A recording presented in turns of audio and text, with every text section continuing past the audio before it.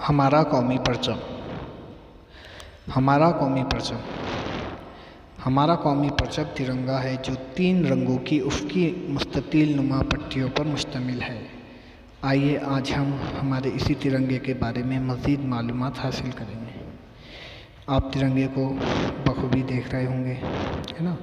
سب سے اوپر ہوتا ہے زعفرانی رنگ، جسے ہم سنتری یا اورنج رنگ بھی کہتے ہیں۔ درمیان میں پٹی میں سفید رنگ ہوتا ہے اور آخری میں سبز، ہرا یا گرین رنگ ہوتا ہے۔ درمیان میں ایک اشوک چکر ہوتا ہے جس کے اندر 24 تیلیاں ہوتی ہیں۔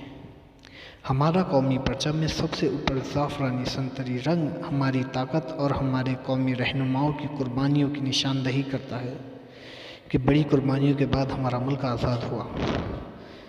درمیان کی پٹی میں سفید رنگ ہماری عفت و پاک دامنی اور شانتی کا نشان ہے، اور اسی میں اشوک چکر ہمارے فرائض کی نشاندہی کرتا ہے۔ اشوک چکر کی 24 تیلیاں دن و رات کے 24 گھنٹوں کی نشاندہی کرتی ہے کہ زندگی کبھی نہیں رکتی، ہمیشہ چلتی رہتی ہے۔